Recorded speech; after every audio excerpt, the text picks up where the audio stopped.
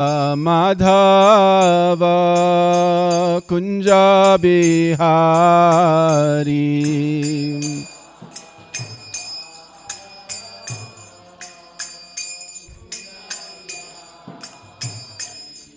जय राधा माधव कुंज बिहारी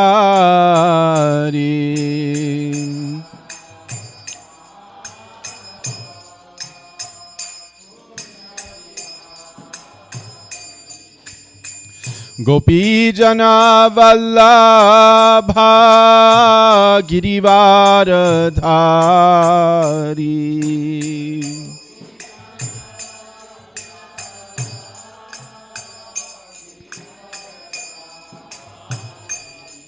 जय गोपी जना वल्लभा गिरिवार धारी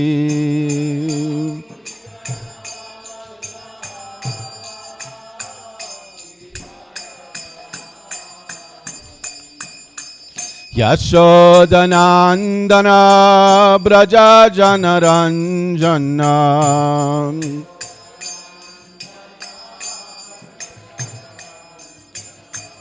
यशोदनंदन ब्रज जनरंजन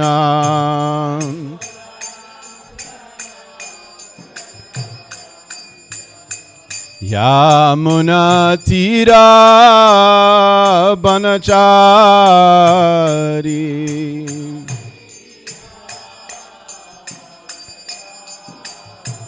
यमुना तीरा बनचारी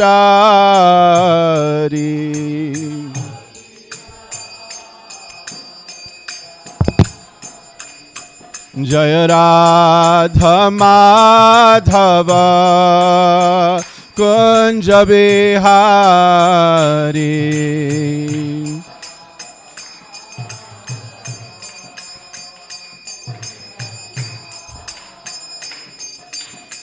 गोपी जना वल्लभा गिरिवार धारी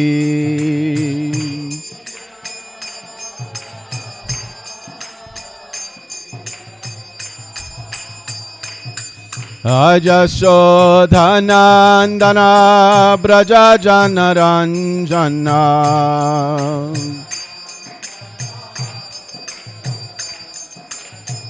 यमुना तीरा बनचारी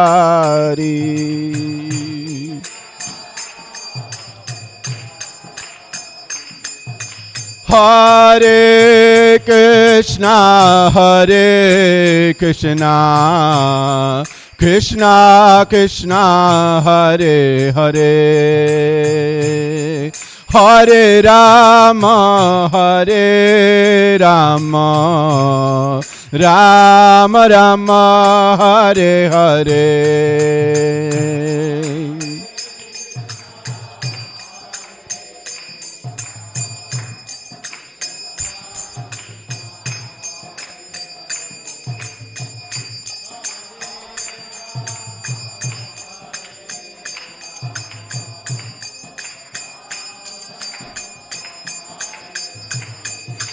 हरे Krishna Krishna Krishna Hare Hare Hare Ram Ram Ram Hare Hare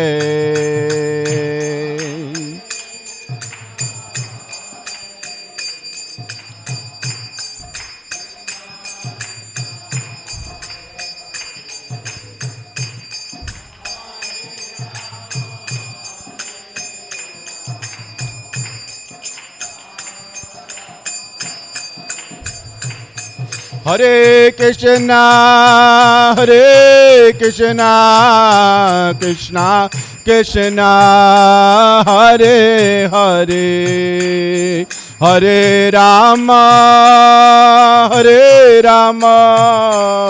Rama Rama, Hare Hare.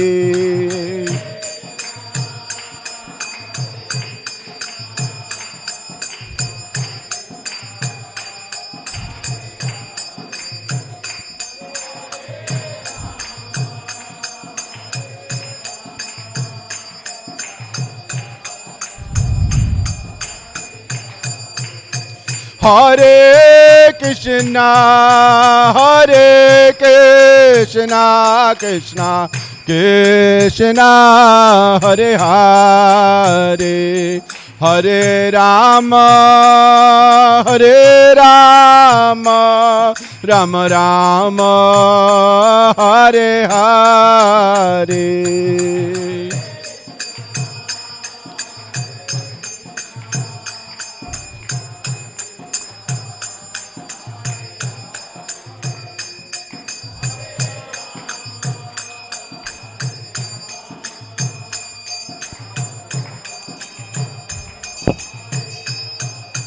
Jaya Prabhupada, Prabhupada, Prabhupada, Jaya Prabhupada.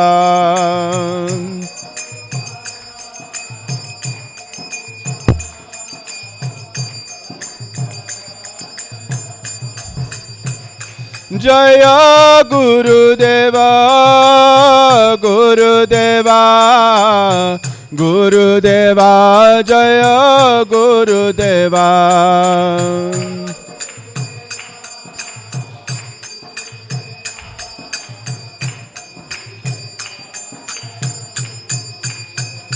Nitai Gaura Hari Bol, Hari Bol, Hari Bol, Nitai Gaur Hari Bol.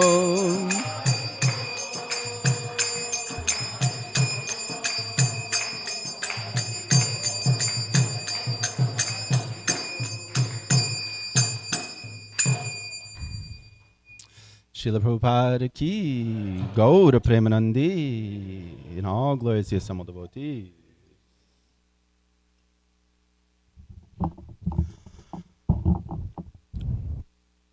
Om Namo Bhagavate Vasudevaya. Om Namo Bhagavate Vasudevaya.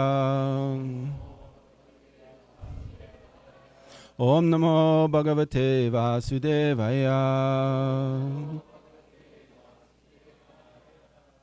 Jaivanchakopatrubhesha kripasindubhaya patitanam bhavanebhyo vaishnavebhyo namaha. Nama Om Vishnu Padaya Krishna Prasaya Bhutale Shrimati Ranjana Swami Niti Namane. Nama Om Vishnu Padaya Krishna Prasaya Bhutale Shrimati Bhakti Vedanta Swami Niti Namane.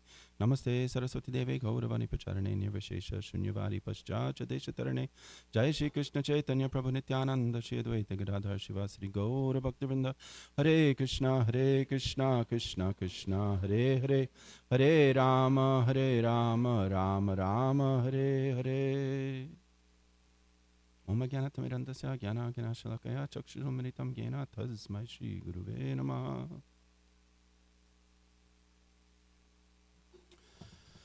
So again, thank you very much for the opportunity to be here with you all today. So, the idea is to speak about gratitude, and specifically in the Vaishnava relationships or amongst devotees or bhaktas of Krishna.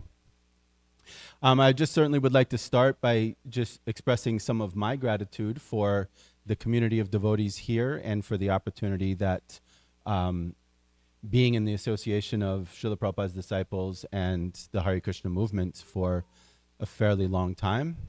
It's had some impact on my life, let's say.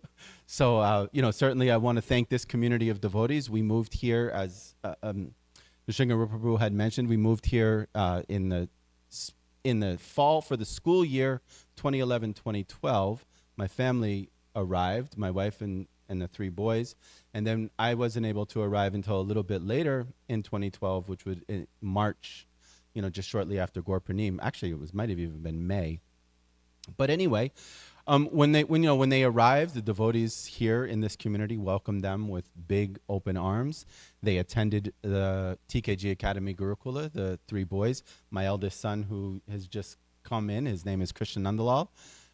He fully graduated from the TKG Academy. The other two boys, we had moved out to Terrell, where we're staying right now, in 2018. When actually, really 2019. It was the very end of 2018 into 2019 was our first year there. And so the other two boys, they didn't completely finish their time at TKG Academy. My wife, Melanie, who then homeschooled them for several years to get them. And then we ended up ultimately for high school age, except for Krishna Nandalal, he went completely through a homeschool and then a GED and moved on to his, career. The other boys, they ended up entering school at the high school level, right, and finishing up. And so I still have my youngest is still in school. Is last year, he's a senior this year, and the others are finished. So we really feel tremendous gratitude to this community of devotees. Not only were our children able to be raised in a Krishna conscious environment from this community, but also we had so many opportunities to be engaged in Krishna's service to the whole time we've been here, but especially when we were right in the immediate community.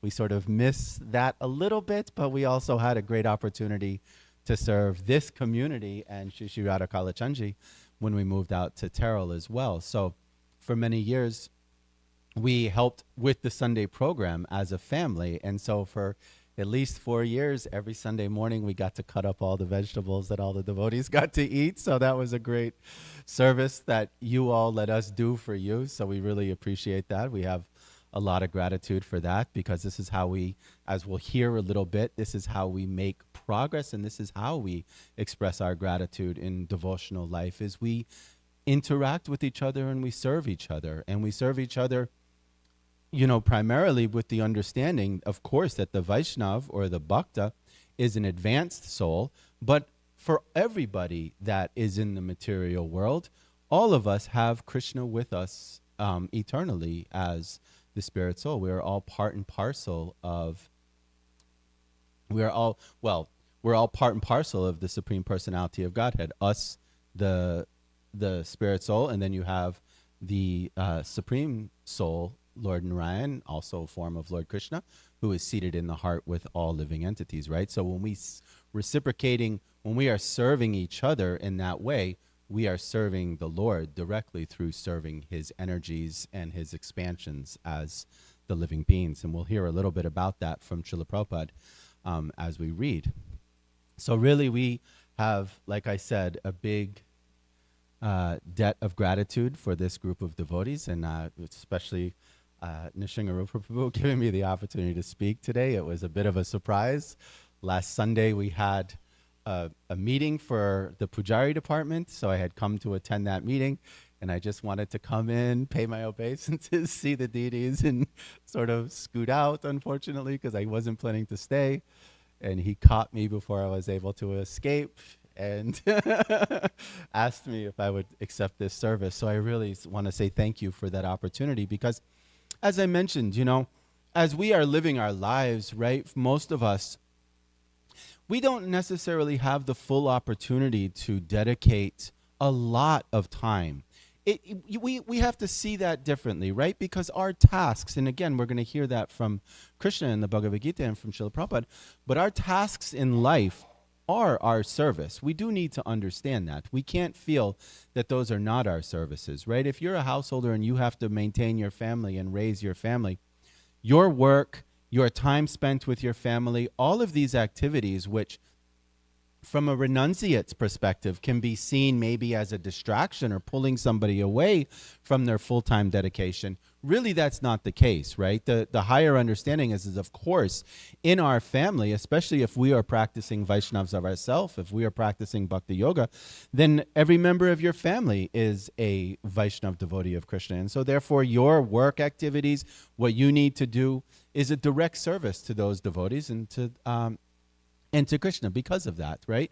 So but at the same time, we have instructions and we have an understanding that we should dedicate as much time in our life to hearing, chanting, and remembering the Lord's pastimes, the Lord's holy name, and of course, things like this, right? And so part of hearing is reading and studying the scripture. But many of us who have full-time employment, full-time grihastha life, householder life that is, we understand that it can be sometimes a little more difficult to find the time to have a fully rounded experience of hearing the holy name. We do our personal sadhana, of course, but anyway, that's my situation, right? I don't generally have enough time to find that I can read properly. But when you're asked to take up a service or speak with the devotees, then you understand, okay, I have to prepare myself. So I am grateful for that for the past week, I've been trying to think it through, reading, studying, trying to get prepared for the class. So hopefully by Krishna's mercy, he has given me the opportunity to find a way to share with all of you some inspiration about gratitude in Krishna consciousness. And of course, speaking of gratitude, I would have to mention, I'm a disciple of His Holiness Naranjana Swami, so of course, tremendous amount of gratitude that he accepted me into the fold of the Vaishnav Sampradaya under Srila Prabhupada and gave me the Harinam initiation. I, of course, also a tremendous amount of gratitude for my parents, who are both also disciples of Srila Prabhupada. My father, his name is Sarvasiddhirat Das, and my mother, her name is Swayam Prabhadevi Dasi. And my father's brother, so my uncle, he's actually the youngest of from my father's side of the family, but he was the one who first came in contact with the Hare Krishna movement with Srila Prabhupada. His name is Adarshi Das Prabhu. He's in New York, is where his primary residences are, and where he serves still Srila Prabhupada. So he was the first one to come to Krishna consciousness, and then he pulled other members of the family into Krishna consciousness. So really a lot of gratitude to him for that. And of course, for my parents for having the foresight and the understanding to raise me in a Krishna conscious environment, in a Krishna conscious way. So all of us should try to see these things in our lives as well too. We should really try to understand who in our lives have given us the opportunity to progress in our spiritual life in so many different ways. And I certainly want to say a huge gratitude to my wife, Melanie, who through the years has been there to support us as a family in our service to Krishna. So as Nrsimha Rupa Prabhu had mentioned, there were several years where I spent in the role that he has, with different temples. But we were a young family. We had the 3 boys at the time. We're not. Dallas is a relatively well-to-do Hare Krishna temple in the United States. You may visit some other temples and realize we're not quite as rich as we are in Dallas, right? So I never had the opportunity. I always had to work to maintain my family while I was also doing the service, right? And being an active family member. But my wife, she took up so much responsibility to ensure that the children didn't feel necessarily that lacking of not having me fully home and not being fully available. So she provided the strength for me to be able to do that service and for us as a family to get through those. Altogether, I did that service for 6 years, right? And so to be able to get through that period of time without it being externally maybe a harmful situation for the family because there's some resentment for time not spent together and things like this. So I really want to thank her for what she has done over the years for that. So this is what I'm encouraging. This is Vaishnav gratitude, right? We see who has given us opportunity in our lives and who has helped us progress in our lives, and we give thanks to them for that. So we're going to read from the Bhagavad Gita, several different texts. I oftentimes like to share a train of thought from the Bhagavad Gita when I read. So instead of just picking out one verse and then speaking on it, I usually see a theme and then speak on that theme. So because we're talking about gratitude, I wanted to share with everybody Krishna's words from the Bhagavad Gita about who he is and what his relationship with us is, right? Because who should we have the greatest gratitude towards? And that is, of course, the Supreme Personality of Godhead, Lord Shri Krishna, right? So here we have Radha Kalachandji, who are the primary deities in our temple. And as you can see, for anyone that's unfamiliar, Krishna is the figure, big, dark figure, black figure, holding the flute. Srimati Radharani, this is standing next to him, offering us all blessings, right? So this is Radha and Krishna. So in our tradition, this is who we worship. This is the form of the Lord that we worship. We worship the Supreme Personality of Godhead, right? Who has many forms, but if you look around the room, you can see the form that we focus on is the two-handed form of Lord Krishna, and we're going to hear from Krishna himself as to why that is an important thing to do, okay? So we're going to read from Bhagavad Gita. I picked some verses from the 10th chapter, the 11th chapter, and the 8th chapter to get us started, and then we'll have a small purport from Srila Prabhupada. And you'll see as we read through these, I hope you'll understand as to what the theme and what we're trying to do, right? So here we go.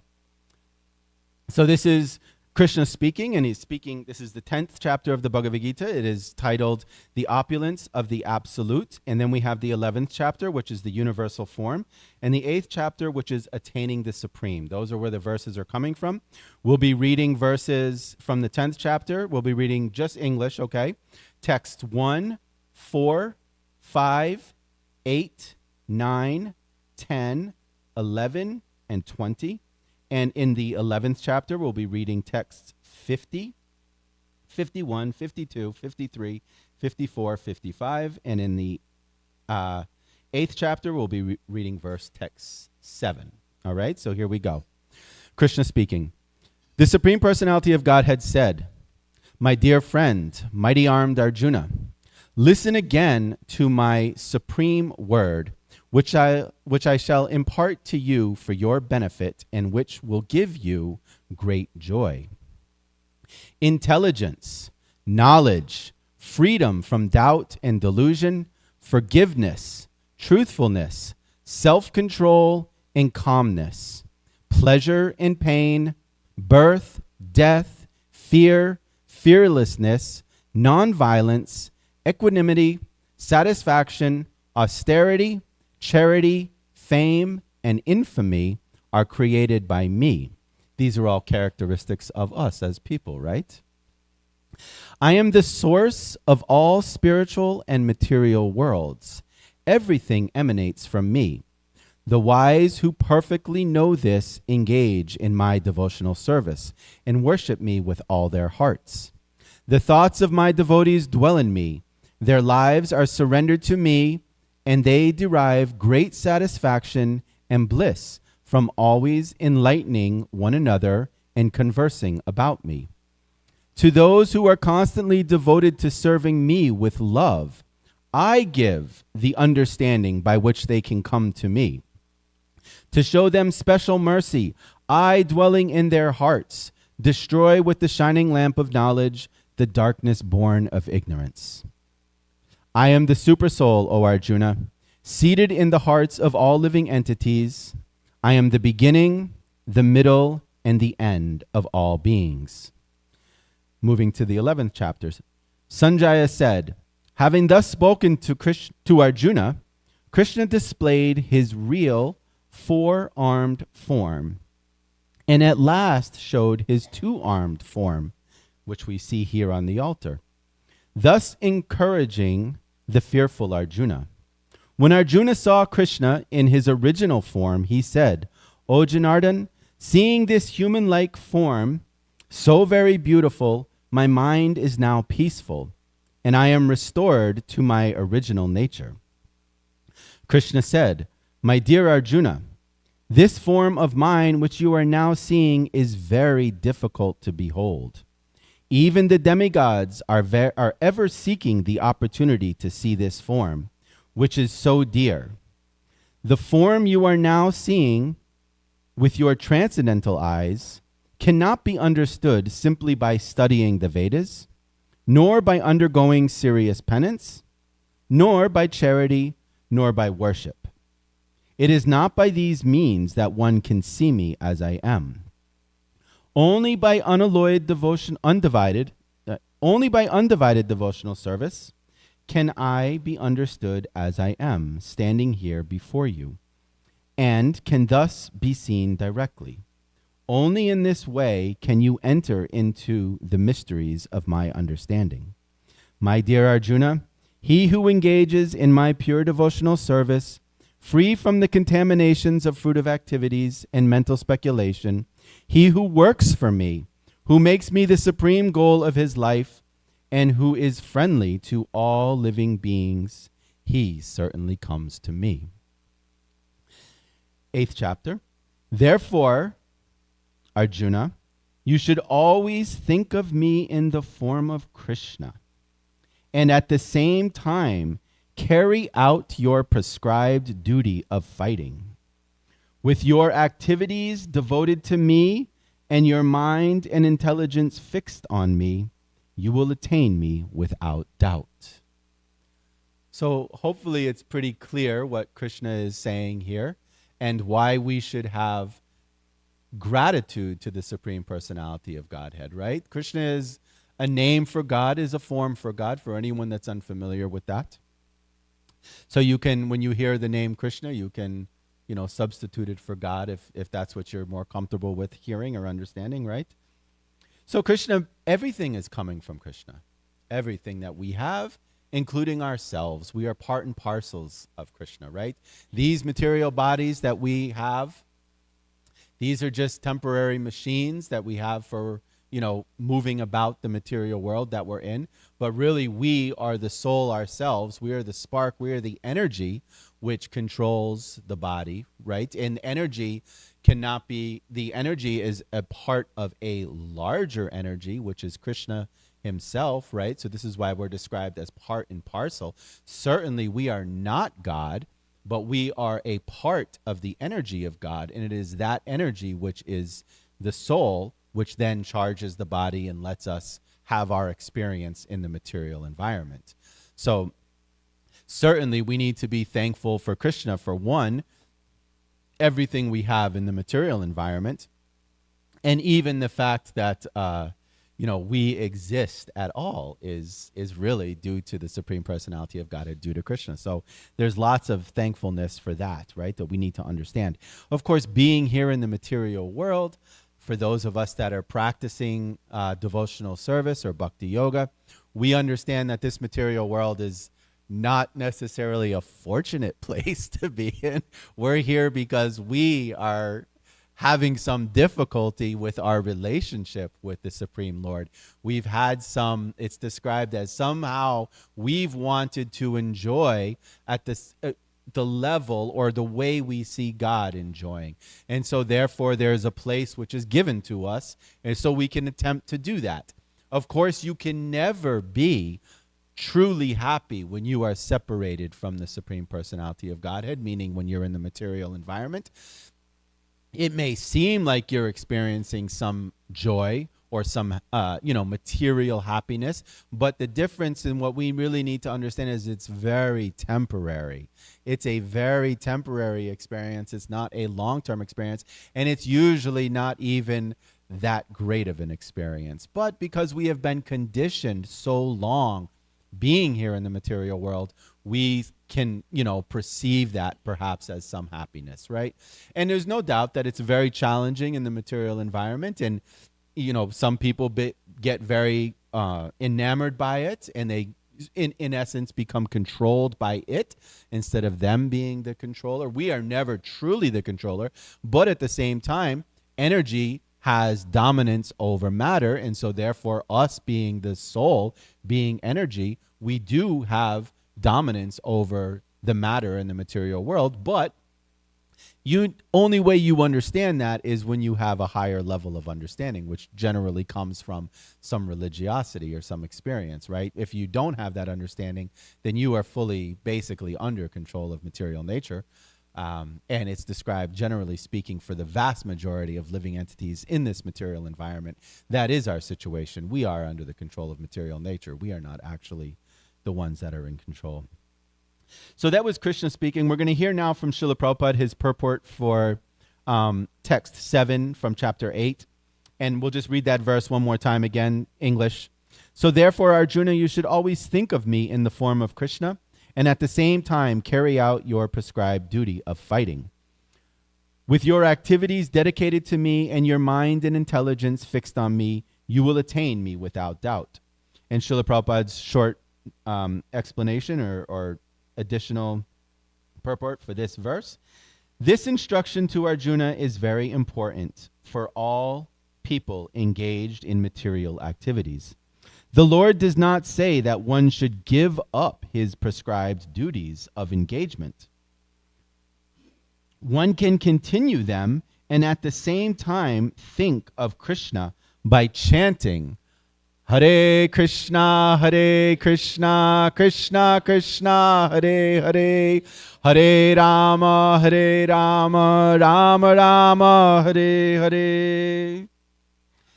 This will free one from material contamination and engage the mind and intelligence in Krishna.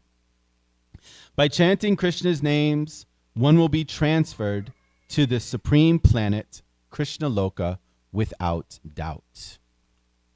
So, trying to, as I said, preparing for this opportunity to speak, I did some digging around to try to get some inspiration from Srila Prabhupada, specifically on gratitude.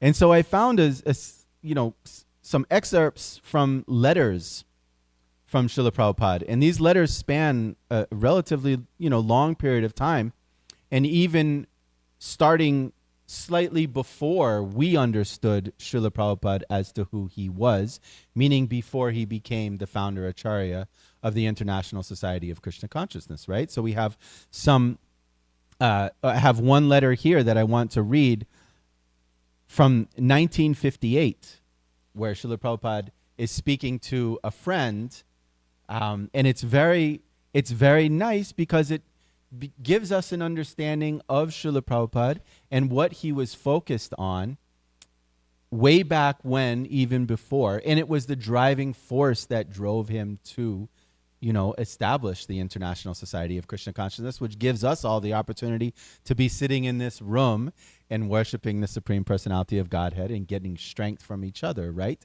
So that we progress more in our devotional life. So certainly from a gratitude perspective, all of us sitting in this room should, I don't want to tell you what you have to do necessarily, but this is Srila Prabhupada. This is A.C. Bhaktivedanta Swami Srila Prabhupada, who's seated here, and he's the founder Acharya of the International Society for Krishna Consciousness, also the acronym ISKCON.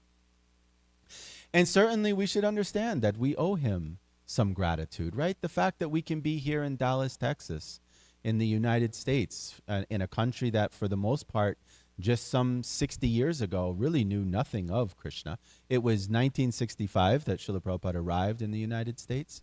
And so we have that gratitude towards him. And for those of us that are in the Hare Krishna movement and that are attempting to serve, we understand, and we're going to hear that, in some of these letters, we understand how much of a debt of gratitude we have. But what's really nice is we're also going to hear how Srila Prabhupada himself had a feeling of great gratitude for his disciples.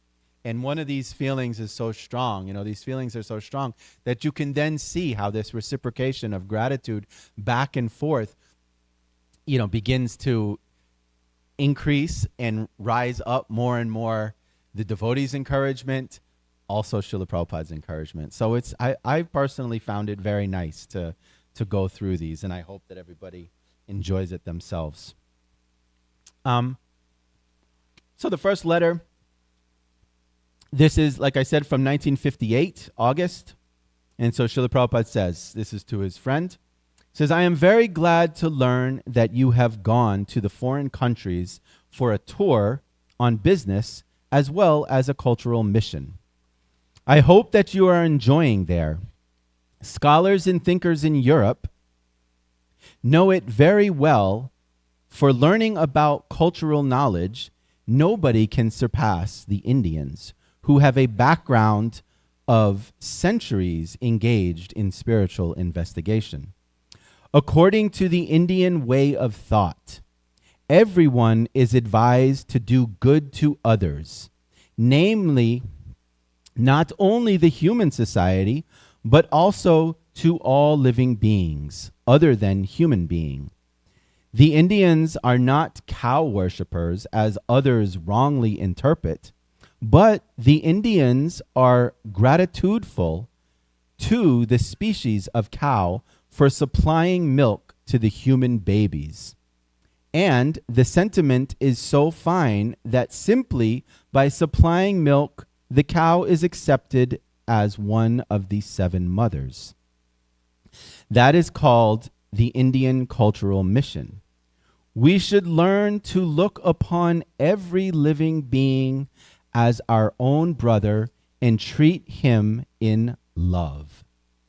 Mahatma Gandhi's philosophy began from this philosophy of universal brotherhood, which is not restricted to the humankind, but to all species of life. This is the sign of real intelligence.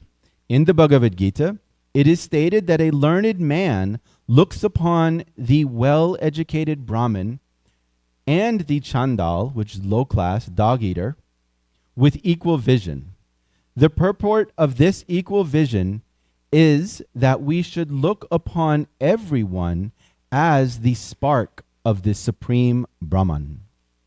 And we should not look upon the outer dress which everyone has to give up upon birth and death. And this is, of course, our material bodies.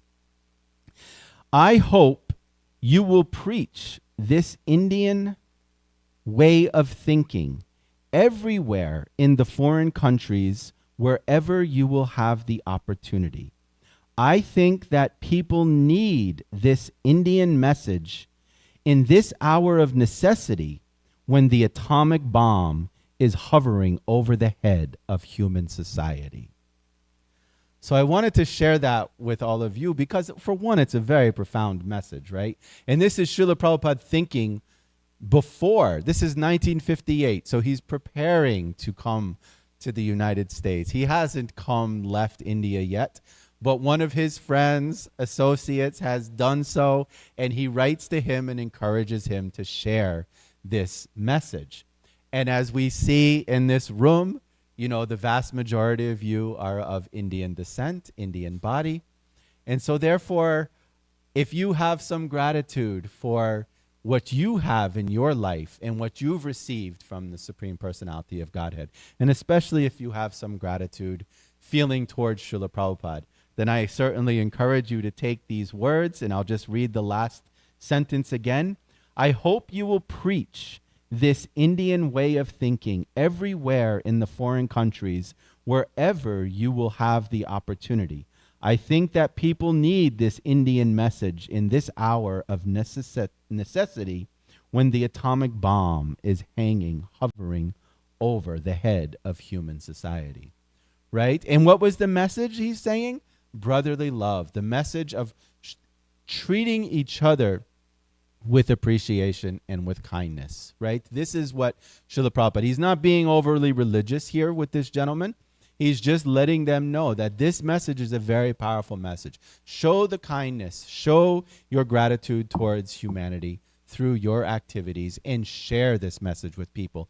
And then in this way, when we as a society, we have so much strife and so much difficulty, this will help encourage people, right? So certainly that would be my one ask here of everybody, not just if you are of Indian descent, but, you know, let's all take that to heart and do what we can do in our lives to be able to share that message and try to, you know, this is a purpose for saving humanity, right?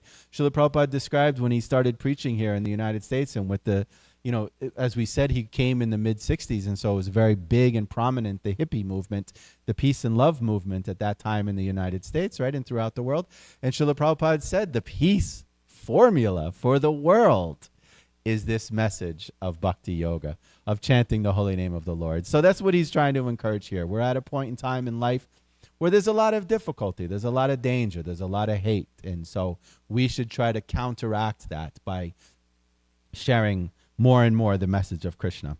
So we're going to read another letter, and this is a letter to Sripad Narayan Maharaj, and this is from 1967. And this is, Srila Prabhupada is writing to him from New York, the very first established International Society for Krishna Consciousness Center. The first ISKCON Center is in New York City, 26 2nd Avenue. So this is where Srila Prabhupada is writing this letter. And this is after Srila Prabhupada has just experienced some very serious health issue. And he has wrote he has wrote a letter to Narayan Maharaj, and Maharaj is responding back to Srila Prabhupada now. So Srila Prabhupada states, this is his letter, his words. My dear Narayan Maharaj, I thank you very much for your letter dated June 7th, 1967. While replying to this letter, I am feeling well. From the hospital, I have been transferred to the New Jersey shore, and I am glad to inform you that I am improving daily, a little bit. The weakness is still continuing, and sometimes I feel dizziness, but the seashore breeze gives me such relief. My disciples here are God send. They are all more than my father and mother, and they are taking such care of me that I shall never be able to repay this debt.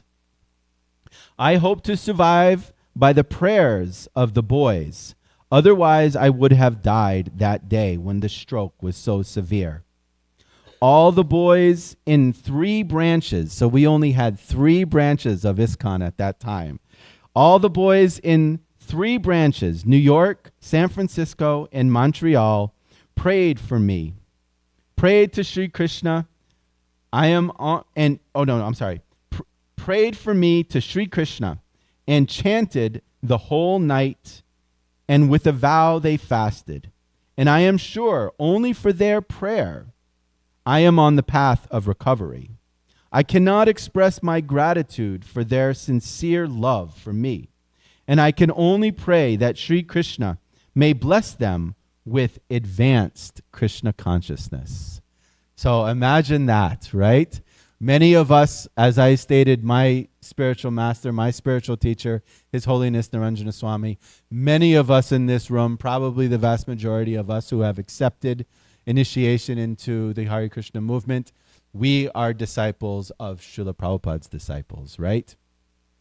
And here Srila Prabhupada is praying and talking about he can't thank his disciples. He can't repay them. The only thing he can do at this point is pray to Krishna that Krishna will give them advanced Krishna consciousness. And with hindsight from this place now, some 60 years later, we can see that it seems certainly that Krishna has answered that prayer. Many of us understand that we will be brought home back to Godhead by our spiritual masters, and there Srila Prabhupada is praying to Krishna that they have advanced Krishna consciousness, right? So this is gratitude.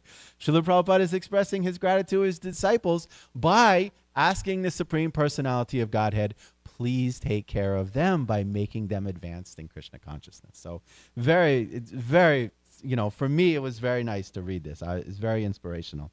So we'll continue. After all, he says, Srila Prabhupada says, after all, only Krishna can help me. Medicine is not sufficient. I thank you for your letter and consulting Giri Maharaj and other Vaishnavas. Your good wishes and other Vaishnavas' good wishes can only save me. Your letter has given me sufficient strength. I am thinking of returning to India as soon as I get a little strength. As advised by you, I shall go directly to Calcutta, and after consulting some good physician there, I may come back to Mathura Vrindavan. But I am sure if I can go back to Vrindavan, the atmosphere there will cure me. The danger period is over by the grace of Krishna. And so now Srila Prabhupada speaks with Narayan Maharaj about his most important mission, which is spreading Krishna consciousness, right? And specifically through book distribution and the printing of books. So he says, so far the Delhi books are concerned, you can arrange immediately for their dispatch to Hara station by goods train. The book packing may be done very nicely in steel trunks. If they are not sufficient to cover all the books, then wooden boxes should be purchased and packed nicely, bound with iron straps. In each of the packing boxes, the following marks should be given. A.C. Bhaktivedanta Swami, New York, via Harwa Station. So Srila Prabhupada's getting his books to the United States so that he can really, really begin to push on the mission of Krishna consciousness. And as we stated, at this point, he has 3 centers. So it's a small number of disciples who have opened a center first in New York, then San Francisco, and then Montreal, right?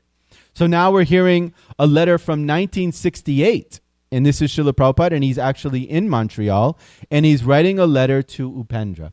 And we remember when he wrote that first letter that we read, and he was talking to this gentleman, he was talking about the importance of sharing the Indian culture, right?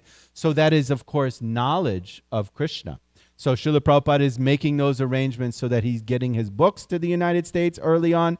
And now he's talking with one of his disciples. This is a disciple. And he's expressing his gratitude for this disciple's work in cultural sharing through the Rath Yatra festival, right? We know the Festival of Chariots, Rath Yatra. Here we call it Festival of Joy. But it is this festival where we bring Lord Jagannath out into the public and we share Krishna consciousness with the masses in a big, big way, right? So Srila Prabhupada, this is a letter to Upendra, and Upendra is in San Francisco. He's speaking about the San Francisco Rath Yatra. So, my dear Upendra, please accept my blessings. I was in due receipt of your letter dated Sunday, June 23rd, 1968. And your vivid description of the preparation for Rath Yatra ceremony was so nice and elaborate that it has moved my heart. Can you imagine you're a disciple of Srila Prabhupada and you get that message from him, that you have touched his heart, you have moved his heart? Think of the gratitude that is in that simple little statement. It is an overwhelming gratitude, really, for that devotee who's receiving that message. And then, of course, that increases his gratitude to Srila Prabhupada. I thank you very much for grasping the momentum of Krishna consciousness. By your advanced service attitude, I can only wish that Krishna may give you more and more strength in understanding his transcendental nature. The only process for perceiving Krishna and his name, qualities, form, is our sincere service attitude with our senses, beginning from the tongue, whose business is to vibrate and to taste. If we can change the materialistic nature of the tongue by changing the taste and vibration, then automatically the senses become purified, and we can render service to Krishna with purified senses.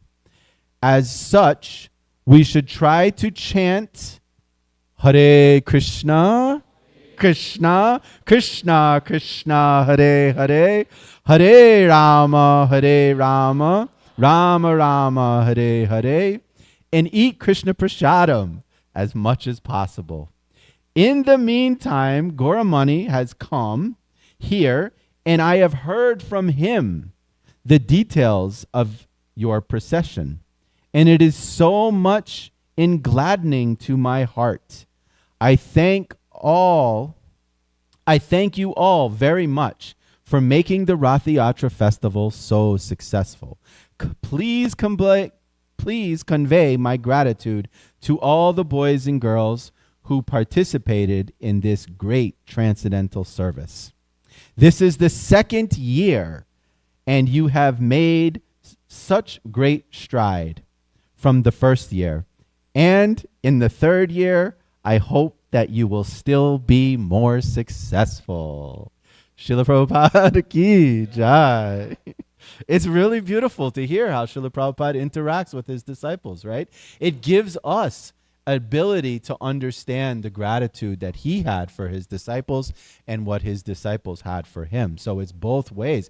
Gratitude, it comes from humility, right? You have to understand that you owe somebody else something. It's not just you that has been able to accomplish this. There are many reasons why you have been able to accomplish this. And Srila Prabhupada and everybody who is, of course, sincerely practicing bhakti yoga, that is one of the things that the heart becomes softer and softer we lose more and more our attachment and understanding and identity with this material world and material body. And so therefore we're becoming humbler and humbler and humbler. So this is a very important aspect of it, okay? So I know we're getting a little bit close to time. Okay, so I have one more letter which I would like to read. I have a few more, but we'll see if we have time. So this is January 1970, and this is from Los Angeles, and this is a letter to Srila Prabhupada's in Los Angeles, and he's writing to Hayagriva. My dear Hayagriva, please accept my blessings. I beg to acknowledge receipt of your letter dated January 5th and January 8th, 1970, respectively. And I am so much moved by your kind sentiments that you have expressed for my humble activities. Actually, I am not worthy of any one of the words spoken by you, but all of them are due to my spiritual master, who was so kind to me. In fact, I am a worthless person because my spiritual master ordered me to take up this work in 1922, but I did not carry his order until 1958, when I was obliged to carry out his order by his arrangement only. This means although I was not very enthusiastic to carry out his order, he forced me circumstantially to accept it. So this is his special mercy upon me, and I always think about this with gratitude to this exalted personality coming directly from the Vaikuntha world. And we had the great fortune to meet him. I think that I think that is the only credit on our part that we happened to meet him by some agyata sukriti, or good fortune, unknown auspicious activity. He is so kind upon me that when I came to your country, where I was completely unknown, he sent to me some good souls like you, unsolicited. So I accept you all as assistants or representatives of my Guru Maharaj, who is still helping me because I am so feeble and unworthy. Anyway, look at that humility, right? We talked about, that's why I mentioned that before. Listen to this humility. One of Srila Prabhupada's disciples writes to him expressing his gratitude for what Srila Prabhupada has accomplished. And Srila Prabhupada returns back and says, no, none of that belongs to me. That all belongs to my spiritual master. It's it's amazing to see the relationship with his disciples, how much care and gratitude and love they had back and forth for each other. So Srila Prabhupada's continuing here. Anyway, the business which we have taken to work together is neither your business nor my business, and as far we are personally concerned, but it is the business of Lord Chaitanya and his bona fide servants, like my Guru Maharaj. Therefore, it is the duty of all of us to execute it as nicely as possible within our capacity. In other words, we shall try to discharge our responsible duties faithfully, seriously. Then all facilities will come for our help. So if we have a task in Krishna consciousness and we go about it, as Srila Prabhupada is saying here, with strong determination, we take responsibility, we act faithfully, and we do it with serious intent and attitude and enthusiasm, then all help that we need, Krishna will eventually bring that to us. And I can speak from experience that this is definitely true. When I had that opportunity to accept the service of ISKCON management, I was not so old. I was not so experienced. I had young family. I was moving from a city I had lived in for many, many years. All my friends and family were there, to a place I had never been to. After my first year, I was breaking down, crying, calling my mother, asking her for help. What can I do? And she, really said to me this was so encouraging what she said to me. She told me, similar to what Srila Prabhupada is saying here, Krishna will never put you in a situation that you cannot handle if you are going into it with full sincerity. It may be difficult, it may be hard, but if you have the true sincerity to do that, then the Supreme Lord will be there to help you. As he says in the Bhagavad Gita, my devotee never perishes, right? Krishna will not let you perish. Those were such encouraging words. At that moment, it was the most important thing that I needed to hear, and it pushed me on and carried me on, and I was able to continue on with that service, because I was also thinking, I can't do this, I'm not qualified, I'm way over my head, why am I here? And I was going from Boston, Massachusetts to Phoenix, Arizona, and those are like completely opposite things, and I was beginning to feel very miserable with the condition of life in Arizona. Is so hot and so uncomfortable, so there's so much going on in my mind, but certainly this is exactly the case. Once you had the determination to continue, Krishna, did all the rest and made it possible. So really, that's there, and that's certainly very true. So we're going to wrap up because, we're getting to that point, but I just want to read very quickly one last little piece. And this is a letter to Trey Das, and Srila Prabhupada was writing this letter in 1973. This is August of 1973. He says, please accept my blessings. I am in receipt of your letter dated December 2nd, 1973. Thank you very much for pushing on our book distribution program so enthusiastically. Kindly offer all the devotees there my deepest gratitude for their wonderful service in this connection. I understand that you are one of the most staunch supporters and workers for distributing our books, and I assure you that this is the highest service to my Guru Maharaj. Thank you very much. So we're going to end with going back to the Bhagavad Gita very quickly. So in the Bhagavad Gita, Krishna, this comes from the 9th chapter of the Bhagavad Gita, the most confidential knowledge. And the reason I want to read this is because it really helps us understand. Sometimes we think the process of devotional service, we overcomplicate it with ourselves sometimes, right?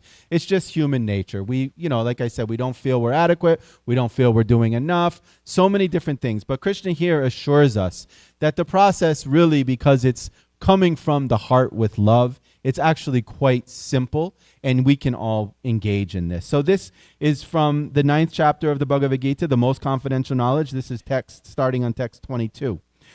So those who always worship me with exclusive devotion, meditating on my transcendental form, to them I carry what they lack and I preserve what they have. If you offer me with love and devotion a leaf, a flower, a fruit, or water, I will accept it. Whatever you do, whatever you eat, whatever you offer or give away, and whatever austerities you perform, do that, O son of Kunti, as an offering unto me. In this way you will be freed from the bondage of work and its auspicious and inauspicious results. With your mind fixed on me in this principle of renunciation, you will be liberated and you will come to me. And then going to the 2nd chapter of Bhagavad Gita, this is, in my opinion, one of the most inspirational verses because it certainly inspires me and helps me carry on, especially when we have moments of weakness and difficulty. So Krishna says here, this is text 40, in this endeavor, meaning the endeavor of devotional service, there is no loss or diminishing. A little advancement on this path can protect one from the most dangerous types of fear. So see how simple it is to engage in bhakti yoga and to serve Krishna. And understand that what we have, what we heard in the beginning, those beginning verses, everything we have in our life is coming from the Supreme Personality of Godhead, from Krishna. And specifically, Krishna is telling us we should worship him in this two-handed form, remember him in this two-handed form, and that this is the most rare opportunity. Think of that, so many souls in this material nature hardly any know Krishna in this two-handed form. And here, all of us, we are sitting in this room, and we know of Krishna in the two-handed form. He's telling Arjuna that not even the demigods, many of the most advanced demigods, most advanced personalities in this creation, get the opportunity to see Krishna in this form. And we get this opportunity regularly, right? And it's very beautiful, and it's a very form we can get attached to very nicely.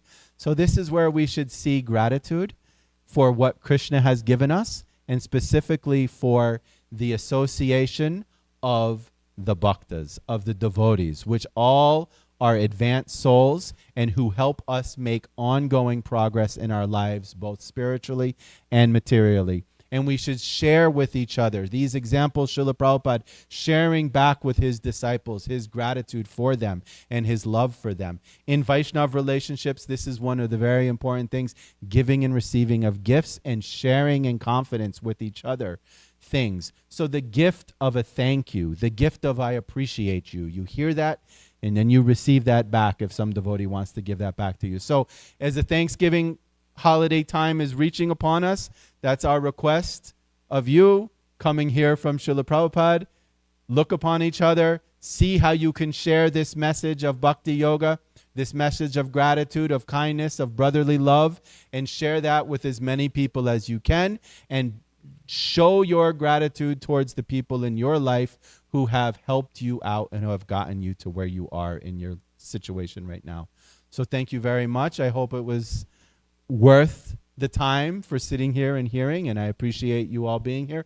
If there's any question, perhaps, well, we're a little bit, it's 6:20.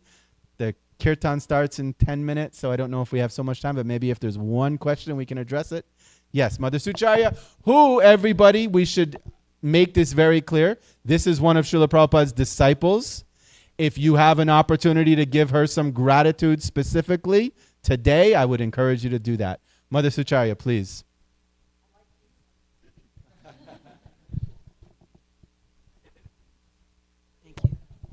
Thank you for the very, very nice class. Thank you, Prabhu. It was very inspiring. Hare Krishna. So I wanted to mention that Hayagriva Prabhu